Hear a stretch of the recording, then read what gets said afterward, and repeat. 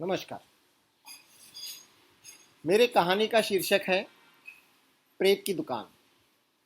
ये कहानी करीब आज से 40-44 साल पुरानी है, जब हम इंजीनियरिंग कॉलेज में पढ़ा करते थे। तो हम लोग रहते थे तिलक हॉस्टल में, और ये तिलक हॉस्टल के पीछे काफ़ी चाय की दुकान थी। सबसे पहली थी बाबा की, उसके बाद सुकरू, महाजन, मालन, बद्री इत्यादि। शाम को 6 बजे से यहाँ पर चहल पहल शुरू हो जाती थी, तो रात को 11 बजे तक। उसके बाद धीरे धीरे एक एक दुकान बंद होती थी, लेकिन हमारा टाइम रात 11 बजे ही शुरू होता था। और जब हम पहुँचते थे तब धीरे धीरे सब समेटना शुरू कर देते थे। सिर्फ बाबा ही था जो जब तक हम बैठे रहते थे तब तक अपनी दुकान खुली रखता था। बाबा काफ़ी बूढ़ा था, लंबी सफ़ेद दाढ़ी, धोती और कंबल ओढ़े रहता था। बाबा के कई नाम थे। कोई उसे आइंस्टाइन कहता था, तो कोई पाइथागोरस, कोई ओहम, तो कोई किरचॉफ। लेकिन हमारे दादा ने उसे यूनिक नाम दिया था, प्रेत। बे प्रेत चाय ला, बे प्रेत बन मक्खन लगा। बाबा प्रेत चुपचाप सब काम करता था। प्रेत की एक खासियत भी थी, वो किसी से कभी पैसे नहीं मांगता था, ना ही किसी कॉपी में लिखता था। जिस दिन पैसे खत्म हो जाते थे तो प्रेत अपनी दुकान बंद कर देता था। उसका सबसे ज्यादा असर हम पर होता था। जब 2-3 दिन उसकी दुकान बंद होती थी तो हम समझ जाते थे कि प्रेत के पैसे खत्म हुए। वो हमारा हिसाब भी नहीं रखता था, लेकिन हमें हमारा हिसाब बराबर पता रहता था। हम सब सुकरू के पास पैसे देते थे। दूसरे दिन प्रेत अपनी दुकान खोल देता था। हमने प्रेत की कभी टीडिंग नहीं मचाई। टीडिंग यानी कि उधारी ना चुकाना। आज शर्म आती है, लेकिन यह सच है। उन दिनों बहुतों की हमने टीडिंग मचाई थी। ऐसे ही कुछ दिनों से बाबा की दुकान बंद थी। हमने पैसा इकट्ठा किया और सुकरू को दिया। देखा जाए तो अगले दिन बाबा ने दुकान खोलनी चाहिए थी, लेकिन नहीं खुली। यह देखकर दादा आग बबूला हो गया। साला प्रेत हमारी टीडिंग मचा रहा है। मैंने सुकरू से पूछा, क्या बात है? सुकरू बोला, साहब उनका तबीयत ठीक नहीं। लेकिन दादा मानने वाला नहीं था। झूठ बोल रहा है साला, चलो देखते हैं सचमुच बीमार है या। हमने सुकरू को साथ लिया और बाबा के घर के तरफ चले गए। बाबा पूरा गडेरिया में एक छोटे से झोपड़े में रहता था।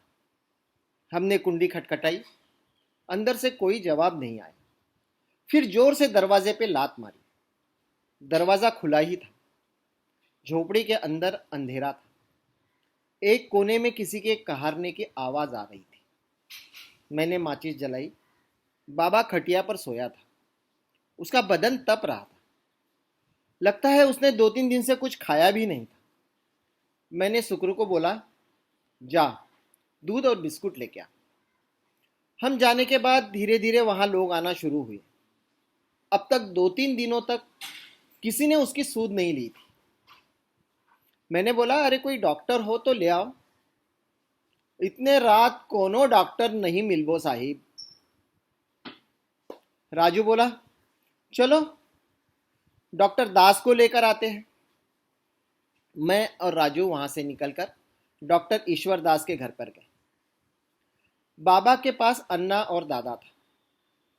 रात को करीब 11:30 बजे होंगे। डॉक्टर साहब गहरी नींद में थे। काफी देर बेल बजाने के बाद उन्होंने दरवाजा खोला। अरे राजू, इतने रात को? राजू बोला, डॉक्टर साहब चलिए, बाबा बहुत बीमार है। कौन बाबा? अरे वो चाय वाला, चाय की दुकान वाला नहीं क्या? मैं धीरे से बोला, भाई आप मेरी नौकरी के पीछे क्यों पड़े हो? मैं कॉलेज का डॉक्टर हूं और मैं ऐसे इसके किसी को नहीं देख सकता। सर आप तो ईश्वर हो। लगता है मेरा ये जोक डॉक्टर साहब को अच्छा नहीं लगा। उन्होंने दरवाजे की तरफ उंगली दिखा दी। समय की नज़ाकत को समझकर मैं चुपचाप वहां से खिसक गया। राजू ने उन्हें बहुत समझाया। आखिर हम किसी को कुछ नहीं बताएंगे, ये राजू ने उनको प्रॉमिस किया और फिर वो तैयार हुए। यकीन मानिए, ये प्रॉमिस आज 44 साल बाद मैं तोड़ रहा हूँ। रात के करीब 1 बजे हम डॉक्टर ईश्वर दास को लेकर बाबा के घर पहुंचे। बुखार काफ़ी है, इनके सर पर गीला कपड़ा रखो। सुबह तक बुखार नहीं उतरा तो इन्हें हॉस्पिटल में भर्ती करना पड़ेगा। एक सुई लगाकर डॉक्टर दास चले गए।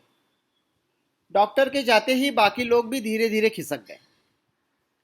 हम बारी बारी पट्टी भिगो के बाबा के सर पे रखते रहे। 1 घंटा गुजर गया, बाबा का बुखार कुछ कम नहीं हुआ। धीरे धीरे हमारा भी सोशल वर्क का कीड़ा मरने की कगार पर जा पहुंचा। एक तो अंधेरा, ऊपर से मच्छर और बगल में भैंसे के तबेले से ही बदबू। पता नहीं लोग कैसे रहते होंगे। मैंने दादा को बोला, बॉस चलते हैं। वैसे ही डॉक्टर ने सुई लगाई है, उसका असर कुछ समय बाद लगे होगा ही। लेकिन वो उठा नहीं। बोला, अबे गीला कपड़ा भी तो रखना है, तुमको जाना है तो जाओ। मैंने राजू और अन्ना की तरफ देखा, दोनों भी उकता गए थे। आखिर दादा को अकेला छोड़कर हम तीनों वापस आ गए। जब रूम पे पहुंचे तो 3 बज रहे थे।